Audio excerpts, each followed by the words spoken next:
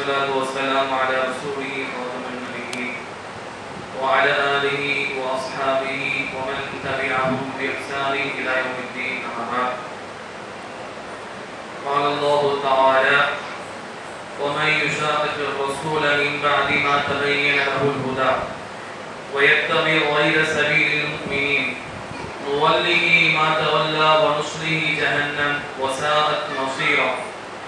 وقال عليه الصلاة والسلام: ستفترق أمتي على 73 ملة كلهم في النار إلا ملة واحدة. قالوا: من هي يا رسول الله؟ هي الجماعة. وفي رواية أخرى قال: ما أنا عليه اليوم وأصحابي.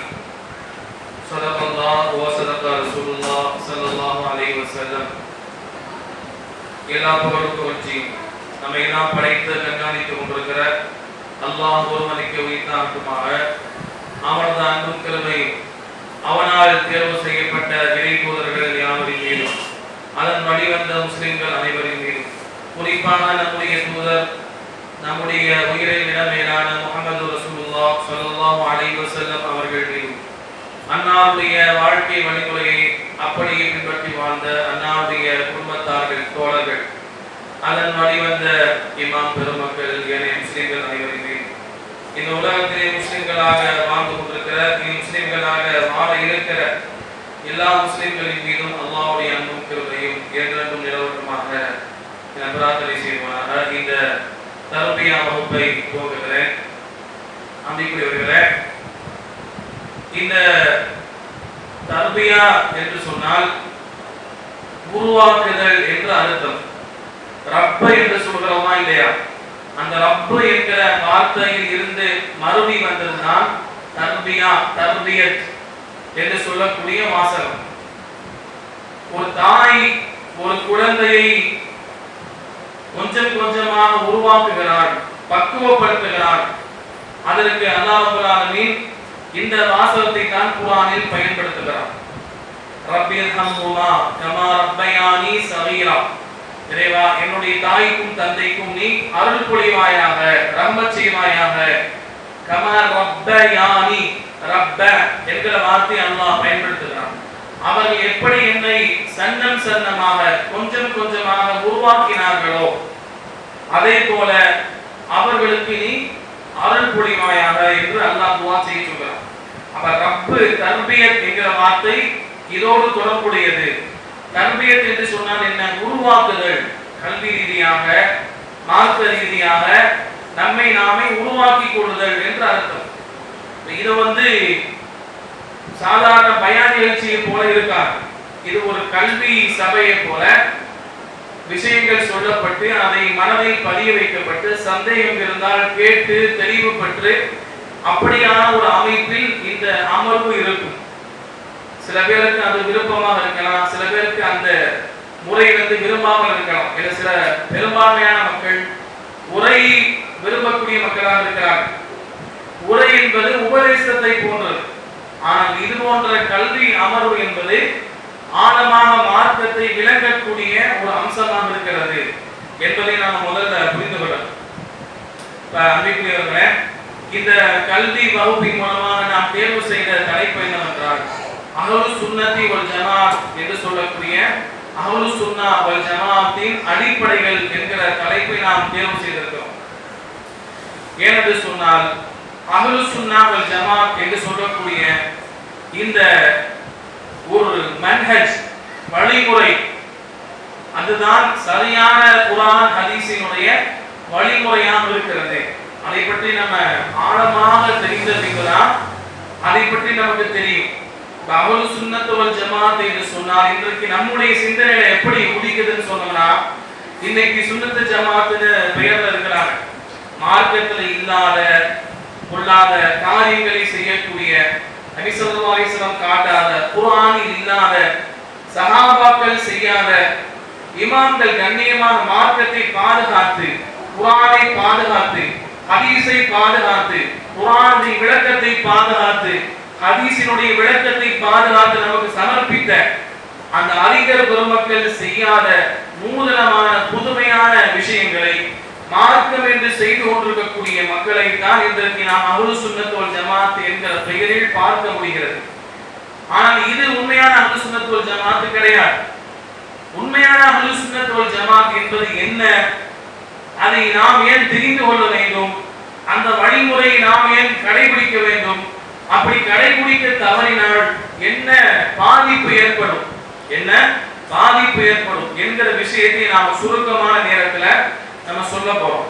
எல்லாமே குர்ஆனுடைய வசனங்கள், ஹதீஸ்கள், முகூர்த்த இந்த மார்க்கத்தை கரைத்து குடித்த அறிஞர்கள் என்று சொல்வதற்கு தகுதியுடைய அந்த அறிஞர்களுடைய கூற்றுக்கள் மூலமாக நம்ம சில செய்திகளை பார்க்க இருக்கிறோம்.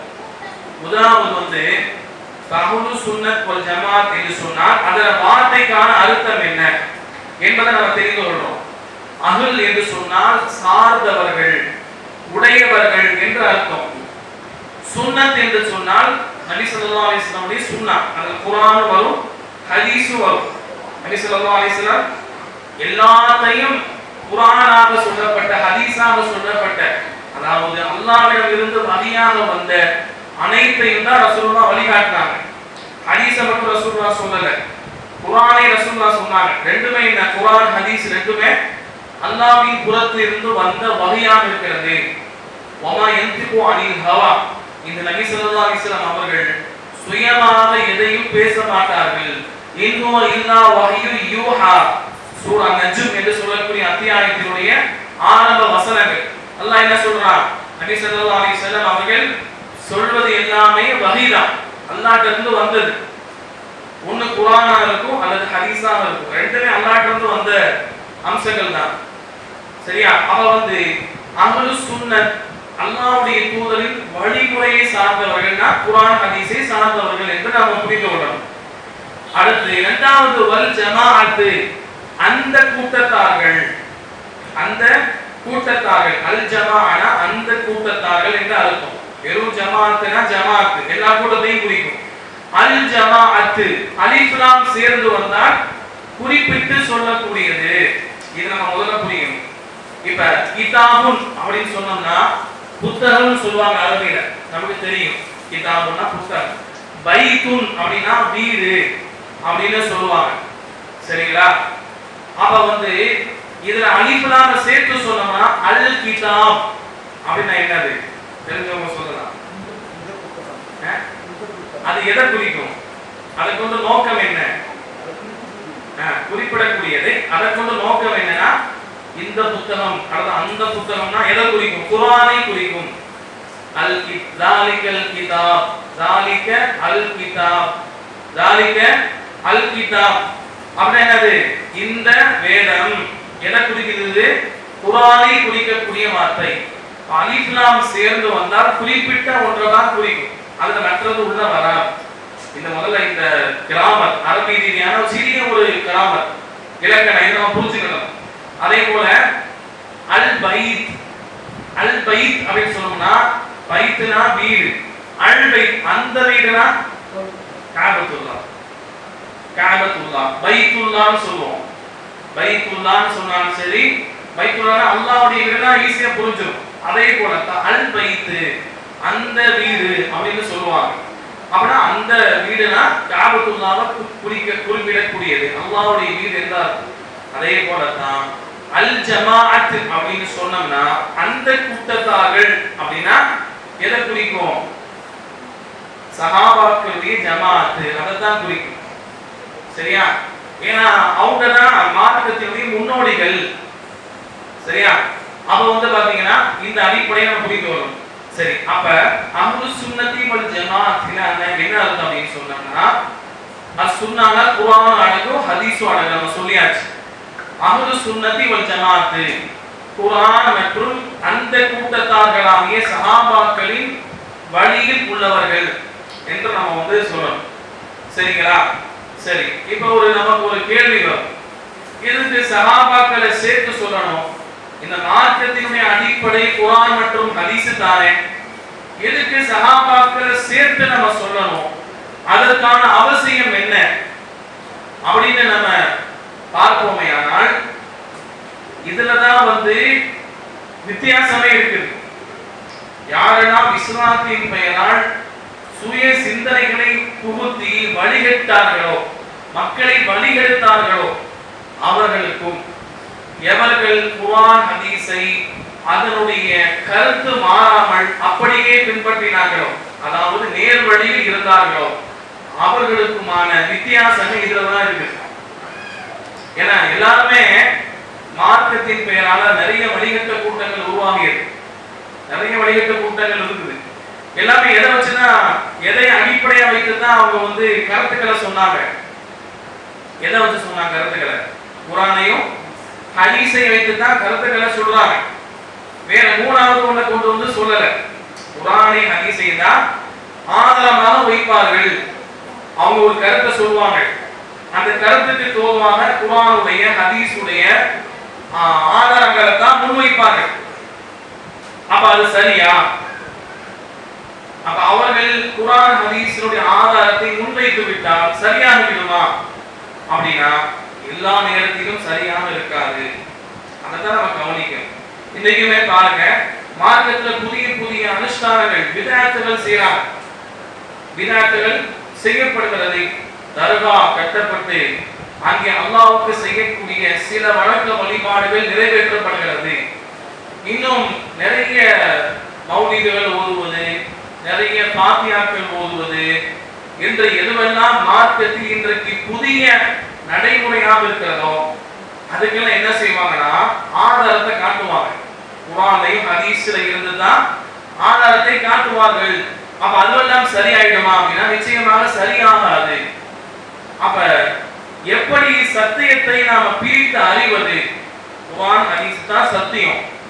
இதுல யார் சொல்லக்கூடிய கருத்து குர்ஆன் சுன்னாவை எப்படி நம்ம அணுகுவது சரியான சத்தியமாக இருக்கும் அப்படின்னு நம்ம பார்த்தோம்னா, அதற்கு மார்க்கம் அல்லாஹ்வும் அல்லாஹ்வுடைய ரசூல் ஸல்லல்லாஹு அலைஹி வஸல்லம் அவர்களும் அதற்கான அளவீடாக சொன்னதுதான் சஹாபாக்கள். சஹாபாக்களை நம்ம பார்க்கிறது, சஹாபாக்களை பாருங்க, அவர்கள் இப்படியான புதிய புதிய அமல்களை செய்யவில்லை. ரசூலுல்லாஹி வஃபாத்துக்கு பின்னாடி சஹாபாக்கள் ரபீஉல் அவ்வல் மாதத்துல மௌலிது ஓதவில்லை. எனவே அது தவறு. இலகுவாக நம்ம டிக்ளேர் பண்ணிடலாம். இன்னும் ஆழமாக சென்று நம்ம வழிகேடை அடையாளம் கொண்டு கொள்வதை விட, ஆழமாக சென்று வழிகேடை அடையாளம் கண்டு கொள்வதை விட மிக மிக இலகுவாக வழிகேடுகளை அடையாளம் காணுவதற்கு மார்க்கம் சொல்லி தந்த ஒரு அடிப்படை தான் சஹாபாக்கள். அவங்களை நம்ம பார்க்கிறோம். எந்த சஹாபாக்களும் இந்த கருத்தை சொல்லவே இல்லை குர்ஆன் ஹதீஸ் என்ற பெயர்ல. எந்த சஹாபாக்களும் குர்ஆன் ஹதீஸ் என்ற பெயர்ல, மார்க்கம் என்ற பெயர்ல இந்த அமலை செய்யவே கிடையாது. அப்ப அது மார்க்கம் இல்லை, புரிஞ்சு போச்சு. நீங்க ஆழமா போய் முட்டி மோத வேண்டிய அவசியம் கிடையாது. அப்ப மார்க்கத்தை பாதுகாக்கக்கூடிய ஒரு கேடயமாக குர்ஆன் ஹதீஸை யாரும் சொந்த கருத்தை திணித்து மாற்றி விடாமல் பாதுகாக்கக்கூடிய ஒரு பாதுகாப்பு கேடயமாக இருப்பதுதான் அது ஜமாஅத் என்று சொல்லக்கூடிய சஹாபாக்களுடைய ஜமாஅத். சஹாபாக்கள் இப்ப இதுதான் குர்ஆன் ஹதீஸையும் சஹாபாக்களின் வழிமுறையும் சார்ந்தவர்கள் தான் அஹ்லுஸ் சுன்னத் வல் ஜமாஅத் என்று அறியப்படுகிறார்கள். சரிங்களா? அப்ப இதுக்கு நாம நிறைய ஆதாரங்களை பார்க்க முடியும். முதலாவது, இந்த பெயர் எப்பொழுது ஆரம்பமாகுது அப்படின்னு சொன்னோம்னா, என்றைக்கு சஹாபாக்கள் காலத்துல பெரிய அளவுல குழப்பங்கள் கிடையாது. ஏன்னா குர்ஆன் ஹதீஸ ரசூலுல்லாஹ்ட்ட இருந்து நேரடியாக பெற்றுக்கொண்டாங்க. அவங்களுக்கு வேற மாதிரி விளங்குறதுக்கு வாய்ப்பு இல்லை. ஏன்னா சஹாபாக்கள் கூட வாழ்றாங்க. சஹாபாக்கிட்ட போய் என்ன செய்வாங்க, இந்த ஹதீஸுக்கு என்ன விளக்கம், இந்த வசனத்துக்கு என்ன விளக்கம் அப்படின்னு கேட்டு தெரிந்து கொள்வார்கள். காலங்கள் செல்லுது. காலங்கள் செல்ல செல்ல குழப்பங்கள் அதிகமாக உருவாகுது. நபி ஸல்லல்லாஹு அலைஹி வஸல்லம் அவர்கள் குழப்பங்கள் இல்லாத காலமாக ரசூலுல்லாஹ் 3 காலத்தை சொன்னாங்க. என்ன காலம்? கைருன் நாஸி கர்னி சும்மல்லதீன யலூனஹும் சும்மல்லதீன யலூனஹும். சஹீஹுல் புகாரி முஸ்லிம்ல வரக்கூடிய ஹதீஸ். சிறந்த நூற்றாண்டு என்றால், சிறந்த நூற்றாண்டு என்றால், சிறந்த காலம் என்றால் கர்னி, என்னுடைய நூற்றாண்டு, சஹாபாக்கள் வாழக்கூடிய காலம். அல்லது சும்மல்லதீன யலூனஹும் சும்மல்லதீன யலூனஹும், அதற்கு பின்னால் வரக்கூடியவர்கள், அதற்கு பின்னால் வரக்கூடியவர்களின் காலம் என்று ரசூலுல்லாஹி ஸல்லல்லாஹு அலைஹி வஸல்லம் சொல்றாங்க. சஹாபாக்கள், அதற்கு பின்னால் வந்தவங்க யாரு? தாபிஈன்கள், சஹாபாக்கிட்ட நேரடியாக கல்வி பயின்றவர்கள். அதற்கு பின்னால் வந்தவங்க யாரு? தபஉ தாபிஈன்கள், சஹாபாக்கிட்ட கல்வி பயின்ற அறிஞர்கள்ட்ட கல்வி பயின்றவர்கள். சரிங்களா? இதுக்கு இன்னொரு ஹதீஸை நம்ம ஆதாரமாக சொல்லலாம்.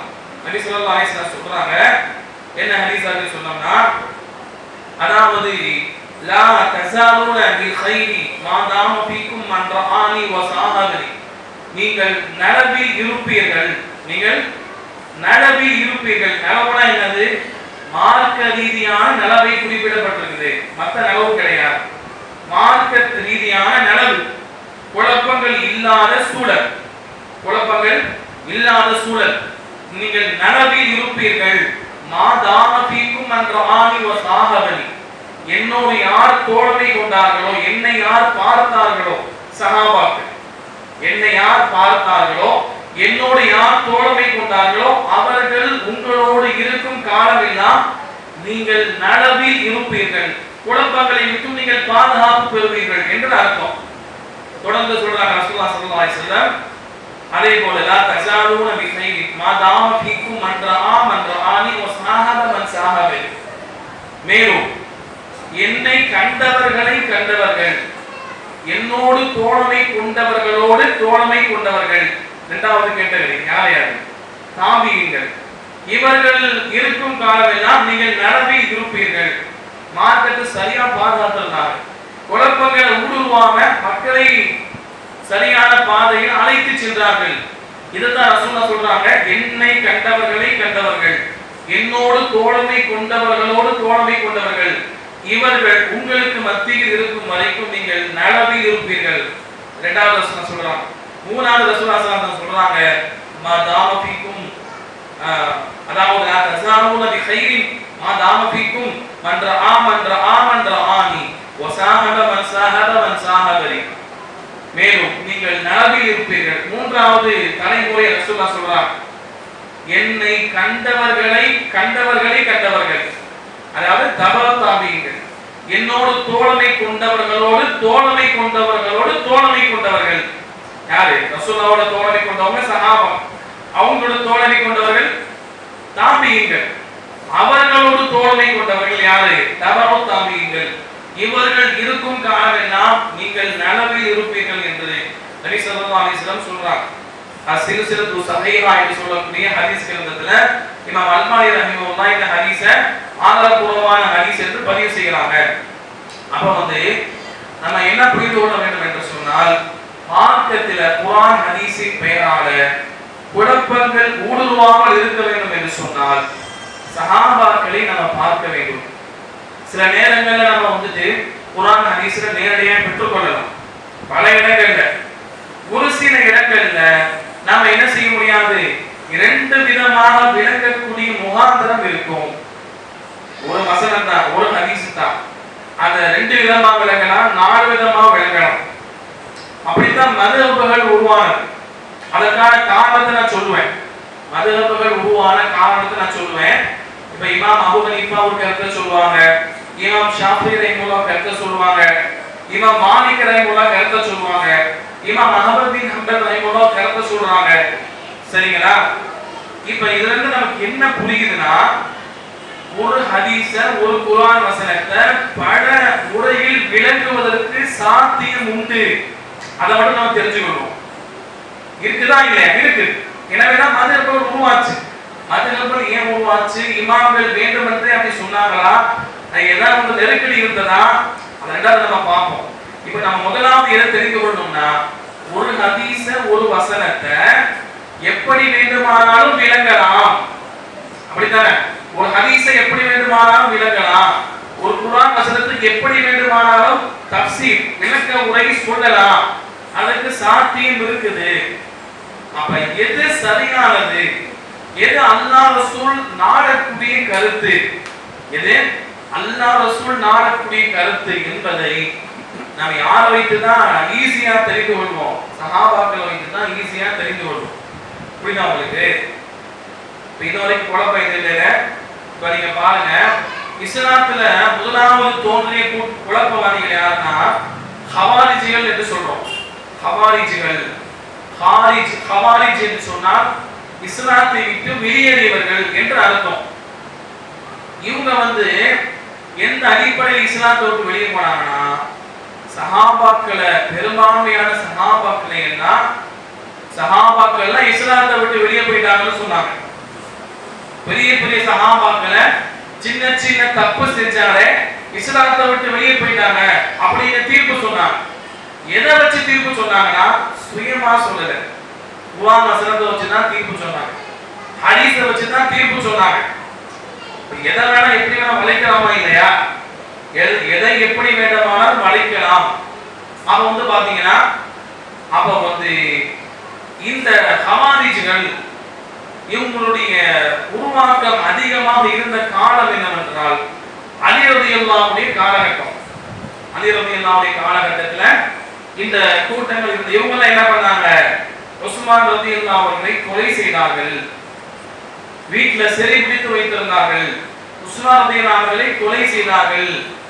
இந்த ஹவாரிஜிகள் எல்லாம் நஹர்வான் என்று சொல்லக்கூடிய இடத்துல இருக்கிறாங்க. அவங்க அங்கதான் தங்கி இருக்கிறாங்க. அந்த ஹவாரிஜிகள்கிட்ட பேசுவதற்காக வேண்டி மிக சிறந்த ஒரு சஹாபி போய் பேச போனோம். அதற்காக வேண்டி அலி ரலியல்லாஹு அவர்கள், அவங்க தான் இப்ப கலீஃபா, அவங்க என்ன செய்யறாங்க அப்படின்னா, அப்துல்லாஹ் இப்னு அப்பாஸ் ரலியல்லாஹு அவர்கள் யாரு, மிகப்பெரிய ஒரு முஃபஸ்ஸிர், குர்ஆனுடைய விரிவுரையாளர், நபி ஸல்லல்லாஹு அலைஹி வஸல்லம் அவங்களுக்காக துஆ செஞ்சாங்க. அல்லாஹும்ம ஃபக்கிஹ் ஃபித்தீன் வ அல்லிம்ஹு தஅவீலா, இறைவா இவருக்கு மார்க்க ஞானத்தை, குர்ஆனுடைய ஞானத்தை வழங்குவாயாக, அதற்கு சரியான விளக்கத்தை சொல்லக்கூடிய கல்வியை இவருக்கு நீ வழங்குவாயாக என்று நபி ஸல்லல்லாஹு அலைஹி வஸல்லம் அப்துல்லாஹ் இப்னு அப்பாஸ் ரலியல்லாஹு அவர்களுக்கு துஆ செய்றாங்க. இந்த அப்துல்லாஹ் இப்னு அப்பாஸ் ரலியல்லாஹு அவர்களை அந்த ஹவாரிஜிகள், வழிகட்ட கூட்டத்தார்கள், அவர்கள்ட்ட பேசுவதற்காக அலி ரலியல்லாஹு அவர்கள் அனுப்பி வைக்கிறாங்க. இப்ப அப்துல்லாஹ் இப்னு அப்பாஸ் ரலியல்லாஹு போறாங்க. போயிட்டு அவங்க எல்லாத்தையும் அப்படியே பார்க்கறாங்க. எல்லாரும் நிக்கிறாங்க. அந்த ஹவாரிஜிகள் என்று சொல்லக்கூடிய இஸ்லாத்தை விட்டு வெளியேறிய அந்த வழிகட்ட கூட்டத்தார்கள் அவங்கள பார்க்கறாங்க. பார்த்துட்டு அவங்கள்ட்ட பெரிய தர்க்கம்லாம் செய்யல. நீங்க இந்த வசனத்தை இப்படி வழங்குறீங்க, இது இந்த அரபி இலக்கணத்துக்கு மாற்றமா இருக்குது, இந்த வசனத்தை இப்படி வழங்குறீங்க, இந்த ஹதீஸுக்கு மாற்றமா இருக்குது, அல்லது வேற ஹதீஸுக்கு மாற்றமா இருக்குது, இந்த வசனத்துக்கு மாற்றமா இருக்குது அப்படின்னு பெரிய விவாதம் எல்லாம் செய்யவில்லை. என்ன சொன்னாங்க, அப்துல்லாஹ் இப்னு அப்பாஸ் ரலியல்லாஹு அவர்கள் எவ்வளவு பெரிய மாமேதை, ரசூலுல்லாஹ்வை தனியாக அவங்களுக்கு குர்ஆனுடைய ஞானம் வேண்டும் என்று துஆ செய்தார்கள். குர்ஆனுடைய விரிவுரையாளர்களின் தந்தை என்று அழைக்கப்படக்கூடிய அப்துல்லாஹ் இப்னு அப்பாஸ் ரலியல்லாஹு என்ன பண்ணாங்கன்னா, அந்த ஹவாரிஜிகளை ஃபுல்லா பார்க்கறாங்க. பார்த்துட்டு ஒரே ஒரு வார்த்தை சொன்னாங்க, உங்களிடத்திலே நபி ஸல்லல்லாஹு அலைஹி வஸல்லமோடு தோழமை கொண்டிருந்த சஹாபாக்களை யாரும் நான் பார்க்க முடியவில்லை. உங்கள்கிட்ட எந்த சஹாபாக்களும் கிடையாது. எனவே தான் நீங்க என்ன பண்ணீங்க, வழிகட்டு போயிட்டீங்க, வசனங்களை ஹதீஸ்களை தப்பு தப்பா வழங்கிட்டீங்க, விளங்கி கொண்டு சஹாபாக்களையே இஸ்லாத்தை விட்டு வெளியே போயிட்டாங்க அப்படின்னு சொல்லக்கூடிய மிக மிக மோசமான கருத்து உங்கள்கிட்ட வந்தது. ஏன் சஹாபாக்கள் உங்கள்கிட்ட கிடையாது அப்படின்னு சொல்லி கொடுத்து அப்படி வந்துட்டாங்க. அப்ப இதுல நம்ம என்ன புரியுதுன்னா, இலகுவாக வழிகளுடைய அடையாளம் கண்டு கொள்ளணுமா, அந்த கருத்துல சஹாபாக்கள் இருந்திருக்கவே மாட்டாங்க. அந்த கருத்துல சஹாபாக்கள் இருக்கவே மாட்டாங்க. சரி, சஹாபாக்கள் அந்த கருத்தில் இல்லை என்றால், புதுசா மார்க்கத்தின் பெயரால ஒரு கருத்து சொல்லப்படுது, அந்த கருத்தை சஹாபாக்கிட்ட பார்க்கவே முடியல அப்படின்னு நம்ம என்ன டிக்ளேர் பண்ணலாம், நிச்சயமா இது வழிகளான கருத்து, அல்லாஹ் ரசூல் சொல்லாத கருத்து. அல்லாஹ் ரசூல் சொன்ன கருத்தாக இருந்திருந்தால் முதலாவது அந்த கருத்தை யாரு சொல்லியிருப்பாங்க, அந்த முதலாவது அதை யார் பின்பற்றி இருப்பாங்க, யாரு, சஹாபாக்கள். ஏன் சஹாபாக்கள் சரியாக பின்பற்றினால்தான் மக்களுக்கு மார்க்கமே போய் சேரும், மக்களுக்கு மார்க்கமே போய் சேரும். இதை நம்ம முதலாவது புரிந்து கொள்ளணும். புரியுதா உங்களுக்கு? சஹாபாக்கள் இந்த கருத்தில் இல்லை என்றால், இப்படியாக குர்ஆன் ஹதீஸை பின்பற்றவில்லை என்றால், இப்ப இந்த கருத்து தவறு. அப்ப நம்ம என்ன செய்யணும்? நம்முடைய விளங்கிய கருத்தை தூர போட்டுட்டு அவங்க எப்படி விளக்கம் கொடுத்தாங்களோ அப்படிதான் எடுத்துக்கிறது. அப்பதான் நம்ம சரியான வழியில பயணிக்க போறோம். இல்லைன்னு சொன்னோம்னா நம்ம கருத்து தான் சரி, நம்ம எப்படி குர்ஆன் ஹதீஸை விளக்கணுமோ அதுதான் சரின்னு சொன்னோம்னா என்ன சொல்ல வேண்டி வரும்? அப்ப அல்லாஹ் ரசூல் காட்டாத தவறான கருத்துல சஹாபாக்கள் இருந்து விட்டார்கள் அப்படின்னு சொல்லணும். அது அப்படியே மக்களுக்கு சொல்லிட்டாங்க, காலகாலமாக தவறான மார்க்கம் பின்பற்றப்பட்டு விட்டது அப்படின்னு சொல்ல வேண்டும். இது குர்ஆனுக்கு ஹதீஸுக்கு மாற்றமான கருத்து. ஏன்னா நபி ஸல்லல்லாஹு அலைஹி வஸல்லம் என்ன சொல்றாங்கன்னா, சஹீஹ் முஸ்லிம்ல ஒரு ஹதீஸ் வருது. ரசூலுல்லாஹ் சொல்றாங்க, லா தஸாலு தாயிஃபத்துன் மின் உம்மத்தி ظاهرين على الحق حتى تقوم الساعة. மறுமையினா நிகழும் வரைக்கும் என்னுடைய சமுதாயத்துல நேர்வழியில் வெளிப்படையாக நேர்வழியில் பயணிக்கக்கூடிய ஒரு கூட்டம் எப்பொழுதுமே இருக்குன்னு ரசூலுல்லாஹ் சொல்றாங்க. நேர்வழியில் பயணிக்கக்கூடிய ஒரு கூட்டம் எப்பயுமே இருக்கும். குழப்பங்கள் தோன்றும், ஆனா நேர்வழியில் பயணிக்கக்கூடிய கூட்டம் எப்பயுமே இருக்கும். சரி, இந்த நேர்வழியில் பயணிக்கக்கூடிய கூட்டத்தினுடைய முதல்வர்கள் யார் அப்படின்னா சஹாபாக்கள். அவங்க சரியான மார்க்கத்தை விளங்கி சொன்னாதான், சரியான மார்க்கத்தை சொல்லி இருந்தாதான் அந்த நேர்வழிப்பட்ட கூட்டமே வரும். இப்ப நம்ம ஒரு கருத்தை குர்ஆன் ஹதீஸ்ன பெயர்ல நம்ம சொல்றோம், அந்த கருத்து இதுவரைக்கும் யாரும் சொல்லாத புதிய கருத்தா இருக்கு, சஹாபாக்கள் சொல்லாத கருத்தா இருக்கு அப்படின்னா நம்முடைய கருத்தை சூடப்பட்டோம். இல்ல என்ன ஆகும் சொன்னோம்னா, மார்க்கம் இதுவரைக்கும் நேரான வழியில் பின்பற்றப்படவில்லை என்கிற பாரதூரமான கருத்தை சொல்ல வேண்டி வரும். அப்ப ரசூலுல்லாஹ் தெளிவாக சொல்லிட்டாங்க, நேர்வழிப்பட்ட கூட்டம் எப்பயுமே இருக்கும், நீங்க அதை பாருங்க அப்படின்னு ரசூலுல்லாஹ் ஸல்லல்லாஹு அலைஹி வஸல்லம் தெளிவாக சொல்லிவிட்டார்கள். அப்ப அசத்தியத்தை குர்ஆன் ஹதீஸின் பெயரால் உருவாகக்கூடிய புதிய புதிய கருத்துக்களை குழப்பங்களை நாம் இலகுவாக அடையாளம் கண்டு கொள்ள வேண்டுமா? அதற்கு மார்க்கம் சொல்லி தந்த அடிப்படை தான் என்னது? சஹாபாக்களுடைய அந்த நடைமுறையை நம்ம பார்க்கிறது. ஏன்னா சஹாபாக்கள் என்ன செய்ய மாட்டாங்க, அல்லாஹ் ரசூல் காட்டாத ஒரு விஷயத்திலே சஹாபாக்கள் ஒன்றுபட மாட்டார்கள். சஹாபாக்கள் எல்லாரும் இதுதான் அப்படின்னு சொல்லியிருந்தாங்க, இந்த ஹதீஸுக்கு விளக்கம் இதுதான், இந்த ஹதீஸுக்கு இந்த குர்ஆனுக்கு வசனத்துக்கு விளக்கம் இதுதான் அப்படின்னு சஹாபாக்கள் எல்லாரும் ஒரே மாதிரியாக சொல்லி இருந்தாங்க அப்படின்னு சொன்னோம்னா நிச்சயமாக ரசூலுல்லாஹ் சொன்னதா தான் அது இருக்கும். நேரடியாக ஹதீஸ்ல அந்த வார்த்தையை பார்க்க முடியாவிட்டாலும் சரி, அங்கு புரியணும். நம்ம ஹதீஸ்ல குர்ஆன்ல நேரடியான அந்த வார்த்தையை நம்ம பார்க்காவிட்டாலும் சரி, சஹாபாக்கள் இப்படித்தான் அந்த வசனத்தை விளங்கி இருக்கிறாங்க, ஹதீஸை விளங்கி இருக்கிறாங்க அப்படின்னு சொன்னோம்னா அதுல யாரும் முரண்படவில்லை என்றால் அப்ப நம்ம ஈஸியா நம்ம புரிஞ்சுக்கலாம், இந்த ஹதீஸை இந்த வசனத்தை இப்படித்தான் நம்ம விளங்கணும் அப்படி. அதற்கு மாற்றமாக விளங்கினா நம்ம வழிகிட்டு போய்விடுவோம் என்பதை நாம ஆழமாக நம்ம புரிந்து கொள்ள வேண்டும். சரிங்களா? இப்ப இந்த சஹாபாக்கள் வழியை விட்டும் வழி தவறி செல்லக்கூடியவர்கள், அவர்களை பத்தி குர்ஆன் என்ன சொல்லுது அப்படின்னா, சஹாபாக்கள் வழியில தான் நம்ம பயணிக்கணும், மார்க்கத்தை அணுக வேண்டும். குர்ஆன் ஹதீஸ் அதை எப்படி நம்ம அணுகணும்? அவங்களுடைய வழியில் தான் அணுகணும். புரியுதா உங்களுக்கு? அல்லாஹ் குர்ஆன்ல சொல்றான், சூரத்துன் நிஸா என்று சொல்லக்கூடிய 4வது அத்தியாயம் இதனுடைய 115வது வசனம் அல்லாஹ் குர்ஆனில் தெளிவாக சொல்றான், وَمَنْ يُشَاقِقِ الرَّسُولَ مِنْ بَعْدِ مَا تَبَيَّنَ لَهُ الْهُدَى وَيَتَّبِعْ غَيْرَ سَبِيلِ الْمُؤْمِنِينَ. முந்தி நம்ம என்ன கருத்தை சொன்னோம்? கடைசியா சஹாபாக்கள் ஒரே மாதிரியான ஹதீஸ் குர்ஆன ஒரே மாதிரியான விளங்கி இருந்தால், ஒரே மாதிரியான பின்பற்றி வந்திருந்தால் அந்த ஹதீஸ் அந்த குர்ஆன் வசனத்தை அப்படித்தான் நம்ம விளங்கிக் கொள்ளணும். சஹாபாக்கள் ரசூலுல்லாஹ் காட்டாத அல்லது சொல்லாத கருத்தில் ஒன்றுபட்டிருக்க மாட்டார்கள். இது இஸ்லாமின் அடிப்படை. இதுக்கு வசனமே ஆதாரமா இருக்குது.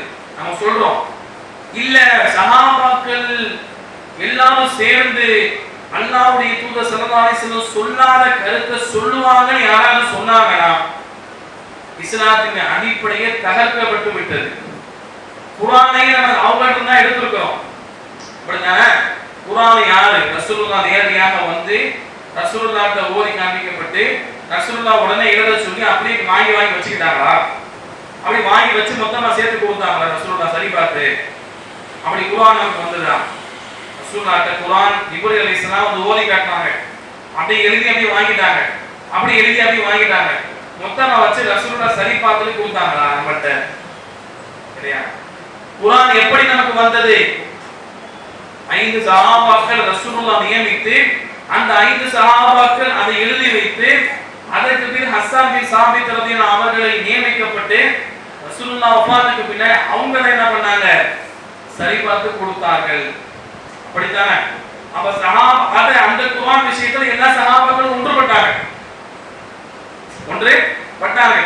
சஹாபாக்கள் அனைவரும் சேர்ந்து தவறான கருத்தை சொல்வாங்க அப்படின்னு சொன்னா நம்ம குர்ஆன் ஹதீஸை தவறாக விளங்கிக் கொண்டு அதை நியாயப்படுத்துவதற்காக சஹாபாக்கள் மீது பழி போட்டோமே. ஆனால் சஹாபாக்கள் எல்லாரும் சேர்ந்து தப்பா விளங்குவாங்க அப்படின்னு சொல்லிட்டாங்கன்னா குர்ஆனே போச்சு. அந்த குர்ஆன் வந்து எப்படி அல்லாஹ் பாதுகாத்து கொண்டு வந்தான்? எப்படி சஹாபாக்கள் உள்ளத்துல வைத்து தான் அல்லாஹ் பாதுகாத்து கொண்டு வந்தான். சரிங்களா? பல் ஹுவ ஆயாத்து பையினாத்துன் ஃபீ சுதூரில் லதீன ஊத்துல் இல்ம். அல்லாஹ் குர்ஆனை எப்படி சொல்றான்? குர்ஆனை நாமே இறக்கினோம், நாமே பாதுகாப்பா சொல்றானா இல்லையா? அது எப்படி அல்லாஹ் பாதுகாத்தான்? இந்த வசனத்துல அல்லாஹ் சொல்றான் பல் ஹுவ ஆயாத்து பையினாத்துன் ஃபீ சுதூரில் லதீன ஊத்துல் இல்ம். கல்வினால் கொடுக்கப்பட்டவர்களுடைய உள்ளத்தில் வைத்து நாம் அதை பாதுகாத்தோம் என்று அல்லாஹ் குர்ஆனில் சொல்றான். அது யாரு? சஹாபாக்கள், இமாம்கள். அவன் சஹாபாக்கள் இமாம்கள் அனைவரும் சேர்ந்து அல்லாஹ் ரசூல் சொல்லாததை சுயமாக சொல்ல மாட்டாங்க. குறிப்பா சஹாபாக்கள் சொல்லவே மாட்டாங்க. இது இஸ்லாத்தின் அடிப்படை. இதை நம்ம புரியணும். அந்த குர்ஆன்ல சொல்றா பாருங்க, 4வது அத்தியாயம் 115வது வசனம். இது நன்கு நீங்க புரிந்து கொள்ளுங்க. அல்லாஹ் சொல்றான் ஒமை ஷாக்கிர் ரசூல், யார் தூதருக்கு மாறு செய்து மின்பாதி மாதபையன லஹுல் ஹுதா, நேர்வழி தெளிவான பின்பு தூதருக்கு மாறு செய்து வயத்தபிர் கைர சபீலில் முஃமினீன், அந்த அல் முஃமினீன் அந்த மூமின்கள் யாரு? சஹாபாக்கள். மூமினா சஹாபாக்கள். மத்தவங்க நம்ம மூமின் சொல்ல முடியுமா? நான் உண்மையான மூமின் சொல்ல முடியுமா? நான் ஆதரவு வைக்க முடியும். மூமினாக இருக்கிறேன் அப்படின்னு ஆதரவு வேணா வைக்கலாம். நான் உண்மையான மூமின் யாரும் சொன்ன அனுமதி கிடையாது. அல்லாஹ் ரசூல் யாருக்கு சர்டிபிகேட் கொடுத்தாங்களோ அந்த சஹாபாக்கள் மட்டும்தான் மூமின் சொல்வதற்கு தகுதியானவங்க. ஏன்னு சொன்னா அது அப்லஹல் முஃமினூன். அல்லாஹ் சொல்றான் மூமின்கள் வெற்றி பெற்று விட்டார்கள், அவங்க சுவர்க்கத்துக்கு போவாங்க அப்படின்னு அல்லாஹ் குர்ஆன்ல சொல்றான். அப்ப நான் பரிசுத்தமான மூமின் அப்படின்னு என்ன நான் சொல்ல முடியாது. நான் மூமினா இருக்கிறேன், அப்படியே மௌத்தாகுவேன் அப்படின்னு ஆதரவு வைக்கலாம். மூமினாகவே இருந்து மௌத்தாக எனக்கு வாய்ப்பு உண்டு, எல்லாரும் துஆ செய்யலாம், ஆதரவு வைக்கலாம். ஆனா நான் உண்மையான மூமின் தான் அப்படி யாரும் சொல்ல முடியாது. அதுக்கு அருகதை யாருக்கு மட்டும்தான் இருக்குது? சஹாபாக்களுக்கு மட்டும்தான் இருக்குது. அப்ப அல்லாஹ் என்ன சொல்றான்? தூதருக்கு மாறு செய்து மூமின்கள் சென்ற பாதை அல்லாத வேறொரு பாதையை செல்வாரோ, மார்க்கத்தை அணுகுவாரோ. மூமின்கள் சென்ற பாதை விட்டுக்கொண்டு சுயமாக வேறொரு பாதையிலே மார்க்கத்திலே பயணிப்பாரோ, அவரை நாம் அவர் செல்லக்கூடிய அந்த தவறான வழியில் விட்டு விடுவோம். நுஸ்லிஹி ஜஹன்னம், அவரை நரகத்திலே நாம் புகுத்துவோம். ஏன்னா மார்க்கத்துல குழப்பத்தை ஏற்படுத்தி விட்டார். அப்ப இங்க அல்லாஹ் என்ன சொல்றான் அப்படின்னா, தூதருக்கு மாறு செய்து மூமின்கள் சென்ற பாதை அல்லாத வழியில் செல்லுதல். இந்த ரெண்டு வார்த்தை நன்கு நம்ம கவனிக்கணும். அப்ப மூமின்கள் சென்ற பாதை எந்த பாதை? தூதர் சென்ற பாதை. அதான் இந்த வசனம் தெளிவாக சொல்லுது. இது அப்படியே திருப்பி போட்டா எப்படி வரும்? தூதருக்கு மாறு செய்து மூமின்கள் சென்ற பாதை அல்லாத வேறொரு பாதையில் யார் செல்வாரோ அவர் வழிகட்டு விட்டார் இந்த வசனம் சொல்லுது. அப்ப அந்த சஹாபாக்கள் சென்ற பாதையில் செல்வது, தூதருக்கு கட்டுப்படுவது, மாறு செய்யாமல் இருப்பது அப்படிங்கிற கருத்து அந்த வசனத்தின் ஆழமாக பதிந்திருக்குது. புரியுதா உங்களுக்கு? அப்ப சஹாபாக்கள் அனைவரும் சென்ற பாதை என்ன? அல்லாஹ் ரசூல் காட்டிய பாதை. அனைவரும் சேர்ந்து என்ன செய்ய மாட்டாங்க? சுயமான கருத்தை உருவாக்கவே மாட்டாங்க. சஹாபாக்கள் யாராவது ஒரு சஹாபி வசனத்தை குர்ஆன் ஹதீஸை தவறாக சொல்லிட்டா மற்ற சஹாபாக்கள் என்ன செய்வாங்க? திருத்தி கொடுப்பார்கள். உமர் ரலியல்லாஹு அன்ஹு ஹஜ்ஜுடைய ஹஜ்ஜுடைய விஷயத்துல ஒரு விஷயத்தை சொன்னாங்க. ஹஜ்ஜுடைய விஷயத்துல ஒன்றை சொன்னாங்க. நீங்க அதுல புதிய சட்டத்தை சொன்னாங்க. ரசூலுல்லாஹ் அனுமதி கொடுத்திருக்க அந்த அனுமதி வேணாம்னு சொன்னாங்க. அப்ப அவங்களுடைய மகனார் அப்துல்லாஹ் இப்னு உமர் ரலியல்லாஹு அன்ஹு அவங்க என்ன பண்ணாங்க? யார் தந்தையாரே, நீங்க கலீஃபாவா இருக்கலாம், அதிகாரியா இருக்கலாம், அல்லாஹ்வுடைய தூதர் ஸல்லல்லாஹு அலைஹி வஸல்லம் அனுமதி கொடுத்திருக்க அந்த அனுமதி நீங்க எப்படி இல்லைன்னு சொல்லலாம். சண்டைக்கு போறாங்க, எதிர்த்து நிக்கிறாங்க. மெம்பர் மேடையில ஜும்மாவுடைய குதுபால உமர் ரலியல்லாஹு அவர்கள் பெண்கள் என்ன செய்யறாங்க அப்படின்னு சொன்னா அதிகமாக மகர் கேட்கிறாங்க. ஆண்களால கொடுக்க முடியல. நம்ம உமர் ரலியல்லாஹு என்ன பண்றாங்க? நான் மெம்பர் படியில ஏறிட்டு சொல்றாங்க, பெண்களே ஆண்கள்கிட்ட என்ன செய்யுங்க, மகரை கொஞ்சம் குறைச்சு கேளுங்க, அதிகமா கேட்காதீங்க, திருமணம் முடிக்க சிரமமா இருக்குது ஆண்களுக்கு அப்படின்னு சொல்றாங்க. அந்த ஜும்மாவுடைய அந்த சபையிலேயே பெண்கள் ஜும்மா போடுவாங்களா இல்லையா? ஒரு பெண்மணி எழுந்து சொல்றாங்க, உமர் அவர்களே, அல்லாஹ்வும் நபி ஸல்லல்லாஹு அலைஹி வஸல்லம் அவர்களும் இவ்வளவுதான் மகர் கேட்கணும் அப்படின்னு எந்த ஒரு வரையறையும் வைக்கல, எந்த ஒரு அளவும் சொல்லல. அப்படி இருக்கும் பொழுது நீங்கள் எப்படி இவ்வளவுதான் கேட்கணும் அப்படின்னு வரையறை வைப்பீர்கள்? தட்டி கேட்கிறாங்க ஒரு பெண்மணி. இப்படியாக சஹாபாக்கள் அல்லாஹ் ரசூல் சொல்லாத கருத்தை மாற்றி சொன்னால் அது ஆட்சி அதிகாரத்தில் இருக்கக்கூடிய ஹலீஃபாவாக இருந்தாலும் கூட சஹாபாக்கள் தட்டி கேட்டிருக்கிறாங்க, தடுத்திருக்கிறாங்க. அப்ப சஹாபாக்கள் யாரும் தடுக்காத தெளிவான விஷயமாக இருக்கும் பொழுது சஹாபாக்கள் எல்லாரும் ஒன்றுபட்டு வசனத்தை ஹதீஸை இப்படித்தான் அப்படின்னு அவங்க பின்பற்றி இருக்கும் பொழுது நம்ம என்ன செய்யக்கூடாது? அதுக்கு மாற்றமாக சுய விளக்கத்தை கொடுத்து விடக்கூடாது. அப்ப சஹாபாக்கள் அந்த மூமின்கள் சென்ற பாதை, அல்லாஹ்வுடைய தூதர் ஸல்லல்லாஹு அலைஹி வஸல்லம் சென்ற பாதை, அவர்களுக்கு வழிபட்ட பாதை என்பதை இந்த வசனம் நமக்கு தெளிவாக சுட்டி காட்டுகிறது. அடுத்து பாத்தீங்கன்னா நபி ஸல்லல்லாஹு அலைஹி வஸல்லம் ஹதீஸ்ல சொல்றாங்க, இன்னும் நிறைய ஆதாரங்கள் உண்டு, சுருக்கமாக நான் சொல்றேன். நபி ஸல்லல்லாஹு அலைஹி வஸல்லம் சொல்றாங்க, அதாவது திருமதியில் பதிவு செய்யப்பட்ட ஹதீஸ். ரசூலுல்லாஹி ஸல்லல்லாஹு அலைஹி வஸல்லம் என்ன சொல்றாங்கன்னா, இந்த ஹதீஸ் தான் அஹ்லுஸ் சுன்னத் வல் ஜமாஅத் என்ற பெயரை எடுப்பதற்கான நேரடியான ஒரு ஆதாரம் இருக்கக்கூடிய ஹதீஸ். என்ன சொன்னோம்னா ரசூலுல்லாஹி ஸல்லல்லாஹு அலைஹி வஸல்லம் சொல்றாங்க, யூதர்கள், அஹ்லுல் கிதாபுகள், வேதக்காரர்கள் 72 கூட்டங்களாக பிரிந்து சென்று விட்டார்கள். என்னுடைய சமுதாயம் 73 கூட்டங்களாக பிரிவார்கள். சொல்லிவிட்டு சொன்னாங்க, எல்லா கூட்டமும் நரகத்திற்கு செல்வார்கள், ஒரு கூட்டத்தை தவிர அப்படிங்கிறார். சரிங்களா? ஏன் சமுதாயம் 73 பிரிவாங்கன்னு சொல்றாங்க ரசூலுல்லாஹ்? எதை வச்சு பிரிஞ்சிருப்பாங்க? எதை ஆதாரமாக வைத்து பிரிந்திருப்பார்கள்? குர்ஆனையும் ஹதீஸையும் தான். வேற ஒண்ணு கொண்டு வர மாட்டாங்க. வேற ஒண்ணு கொண்டு வந்தோம்னா அது பேச்சுக்கே இடம் இல்லை. அது அப்பட்டமான வழிகள் தெளிவாயிடுச்சு. இங்க குழப்பங்கள் எப்படி வரும்? ரசூல் எப்படி சொல்றாங்க? ஏன் சமுதாயங்கிறாங்க. அப்ப என்னுடைய உம்மத்தை தான் எதை வச்சுதான் அவங்க குழப்பத்தை ஏற்படுத்தி இருப்பாங்க? நிச்சயமா குர்ஆன் ஹதீஸை வச்சுதான் குழப்பத்தை ஏற்படுத்தி இருப்பார்கள். அப்ப ரசூலுல்லாஹி ஸல்லல்லாஹு அலைஹி வஸல்லம் இந்த இடத்துல நேர்வழியின் அடையாளம் கண்டுகொள்வதற்கு ஒரு டெஃபினிஷன், வரைவிலக்கணம் சொல்றாங்க. குர்ஆன் ஹதீஸை யாரெல்லாம் சொல்றாங்களோ எல்லாமே நேர்வழி அப்படின்னு ரசூலுல்லாஹ் சொல்லிட்டாங்க. அப்படி சொல்லி இருந்தா எல்லாரும் சொல்றது சரின்னு சொல்ல வேண்டி வரும். சத்தியத்தை அசத்தியத்திற்கு மத்தியில் பிரித்து காட்ட முடியாமல் போயிடும்.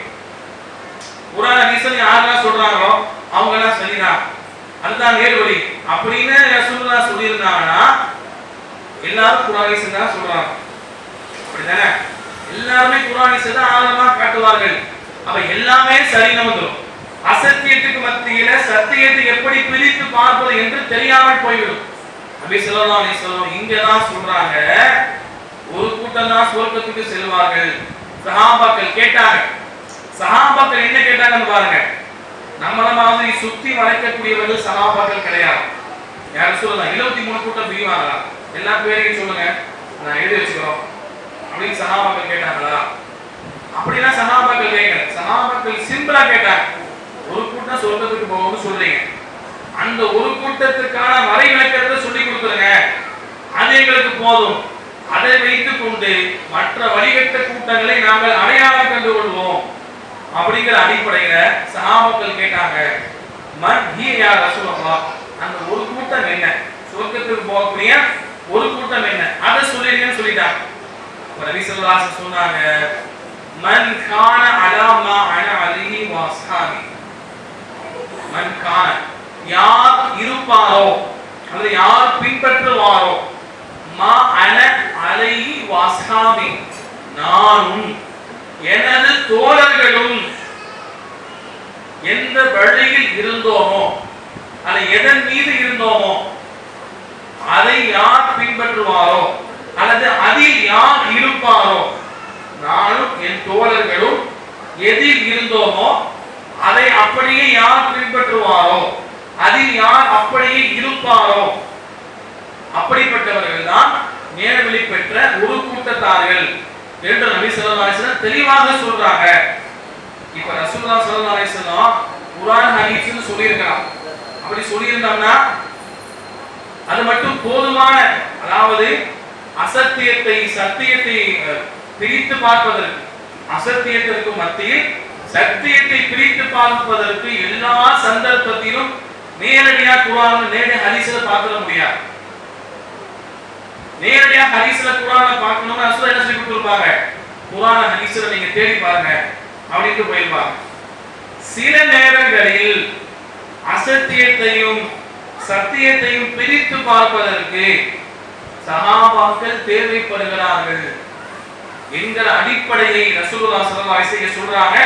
நானும் என் தோழர்களாகிய சஹாபாக்களும் எதன் மீது இருந்தோமோ அந்த வழியை அப்படியே பின்பற்றி வரக்கூடிய மக்கள் அப்படின்னு ரசூலுல்லாஹ் ஸல்லல்லாஹு அலைஹி வஸல்லம் சொல்றாங்க. சரிங்களா? இங்க என்ன சொன்னாங்க ரசூலுல்லாஹ், நான் தான் சொன்னா, ரசூலுல்லாஹ் நான் சொன்னா சொன்னா, எனது தோழர்கள் பன்மை, அது என்னது,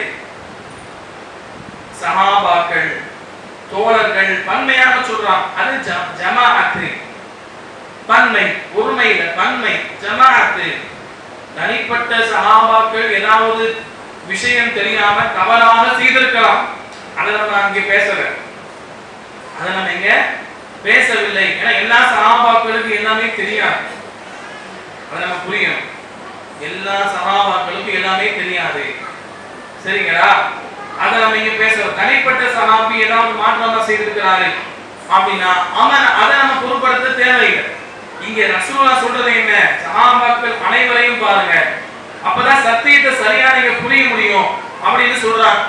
சஹாபாக்கள் அனைவரும் இருந்த அந்த வழியில் நீங்கள் குர்ஆன் ஹதீஸை அணுகுங்கள், பின்பற்றுங்கள் என்று நபி ஸல்லல்லாஹு அலைஹி வஸல்லம் சொல்றாங்க.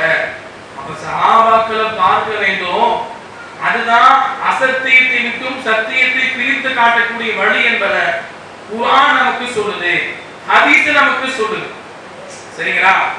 ஏன்னா அடுத்து வந்து பாத்தீங்கன்னா, அடுத்து அல்லாஹ் குர்ஆன்ல சொல்றான், அதாவது வலா தகூனு கல்லதீன தஃபரகு வக்தலஃபு மின் பாதி மா ஜாஅஹுமுல் பையினாத், உங்களுக்கு அதாவது உங்களுக்கு முன்னால சில மக்கள் மாந்தார்கள், வேதக்காரர்கள், அவர்கள் பிரிந்து சென்றதை போல நீங்கள் பிரிந்து விடாதீர்கள், சத்தியம் தெளிவான பின்பு அவர்கள் பிரிந்து சென்று விட்டார்கள், உலாய்களவும் அதாபுன் அலீம், அவர்களுக்கு கடுமையான வேதனை உண்டு என்று அல்லாஹ் சொல்றான்.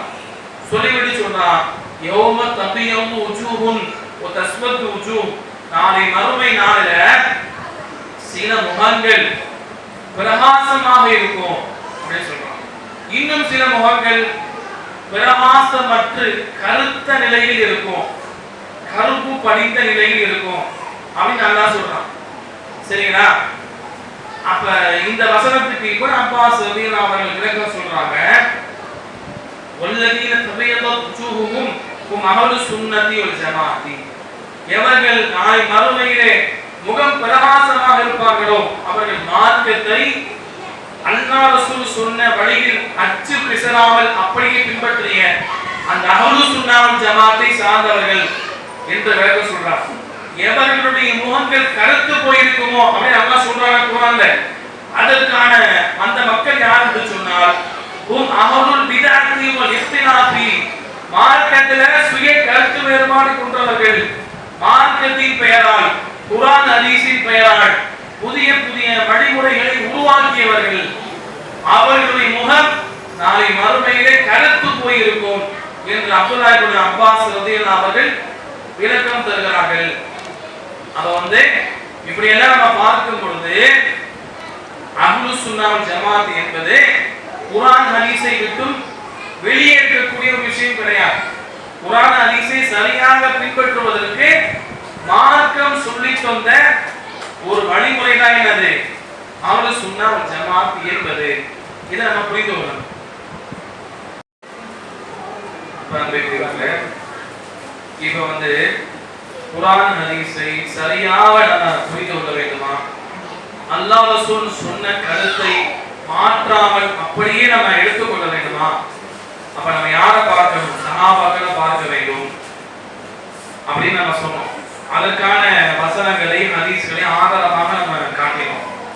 சரிங்களா? இப்ப இந்த பெயர் அஹ்லுஸ் சுன்னத் வல் ஜமாஅத் என்ற பெயர் இது ஏற்கனவே குர்ஆன் ஹதீஸ்ல இருக்கிற பெயர் தான். புரியுதா? நானும் என் தோழர்களும் சொன்னாங்களா இல்லையா? சத்தியத்தை பிரித்து பார்ப்பதற்கு ரசூலுல்லாஹ் ஸல்லல்லாஹு அலைஹி வஸல்லம் நானும் என் தோழர்களும் என்று சொன்னாங்களா இல்லையா?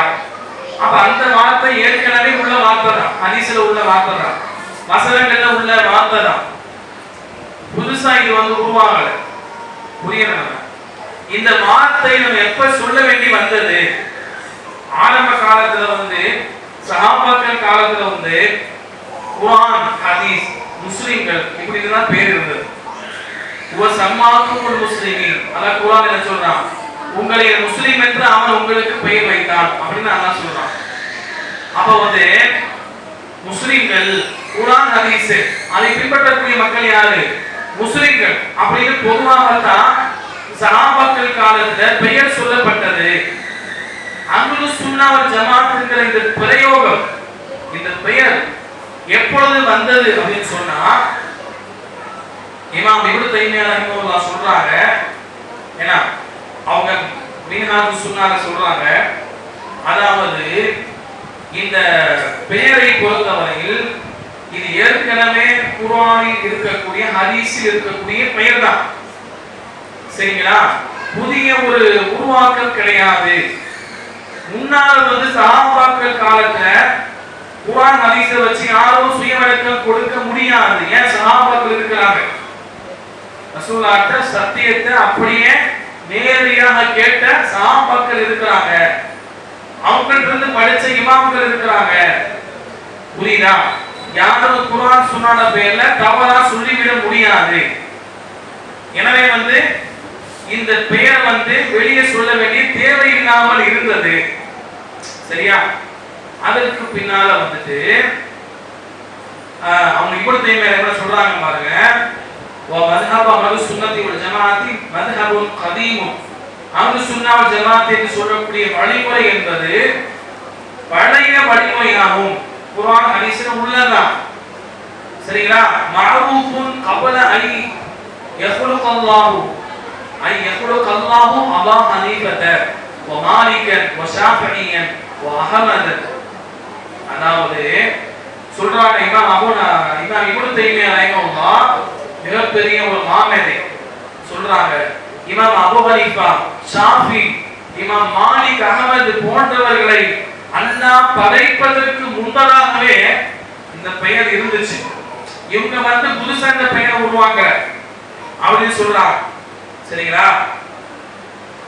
ஏன் சொல்லணும்னா இந்த பெயர் எப்பொழுது சொல்லப்படுதுன்னா, வெளியே சொல்லப்படுதுன்னா குழப்பங்கள் அதிகமாக உருவாகிவிட்டது.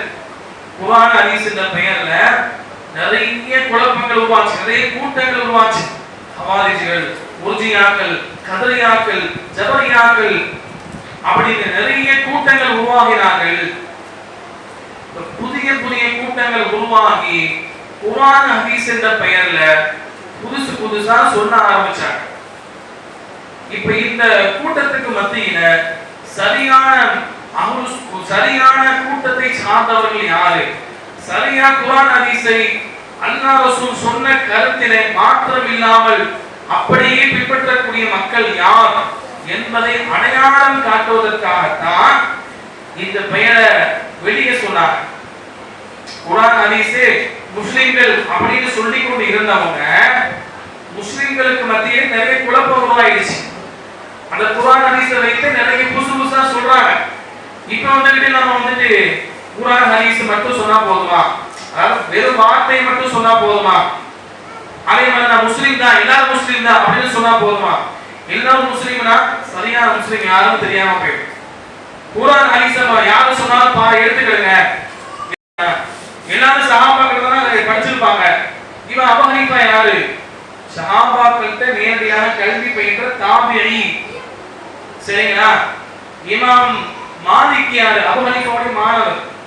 மாலிக்குடைய மாணவர் இமாம் ஷாஃபி. அவருடைய மாணவர் அஹ்மத் பின் ஹம்பல் ரஹிமஹுல்லாஹ். எல்லாரும் இப்படிதான் வர்றாங்க, சஹாபாக்கள் தான் எடுத்துட்டு வர்றாங்க. அப்புறம் என்னத்துக்கு நான் கருத்து வந்தது யாராவது தெரிந்து கொண்டிருக்கிறோமா? அதற்கான உண்மையான ஒரு காரணத்தை, வெளிப்படையான ஒரு காரணம் தான், மறைமுகமான காரணம் கிடையாது. புதுசா அதாவது கஷ்டப்பட்டு விளக்கக்கூடிய காரியம்லாம் கிடையாது. இமாம்களுக்கு மத்தியில் எதற்கு கருத்து மறுபாடு வந்தது அப்படின்னு சொன்னோம்னா பார்த்தோம்னா சாதாரண விஷயம் தான். ஹதீஸ்கள் முழுமையாக போய் சேராத காலகட்டம். அப்படிதான் சஹாபாக்களுக்கு நிறைய ஹதீஸ் தெரியாது. உமர் ரலியல்லாஹு அவர்கள் எப்படிப்பட்டவங்க, எப்படி மார்க்கத்தை கற்றுக்கொண்டாங்க? ஒரு நாள் வேலைக்கு போவாங்க. அன்னைக்கு என்ன செய்வாங்கன்னா ஒரு அன்சாரி தோழர் பக்கத்து வீட்டுக்காரர் அவரை போய் பிடிச்சிக்குவாங்க. இன்னைக்கு நான் வேலைக்கு போறேன், ரசூலுல்லாஹ்ல இருந்து நீ என்ன செய்ய, மார்க்கத்தை படிச்சு வேலைக்கு போயிட்டு சம்பாதிச்சு கொண்டு வந்து காசெல்லாம் சரியா பிரிச்சுடுவோம், 2 பேரும் எடுத்துக்கிடுவோம். ரசூலுல்லாஹ் இன்னைக்கு படிச்சதை எனக்கு சொல்லி கொடுத்து, நாளைக்கு நான் ரசூலுல்லாஹ் உட்காந்துக்கிறேன் மார்க்கத்தை படிப்பதற்காக, நீ வேலைக்கு போ, காசு கொண்டு வா, சரி பாதையா பிரிச்சுக்கிடுவோம். 15 நாள் வேலைக்கு, 15 நாள் வந்து மார்க்கத்தை படிப்பதற்கு. இப்படி வந்து முறை வைத்து படிச்சாங்க உமர் ரலியல்லாஹு அவர்கள். இப்படி மார்க்கத்தை படிச்சா ஏதாவது செய்தி மிஸ் ஆகுமா? மிஸ் ஆக வாய்ப்பு இருக்குதா?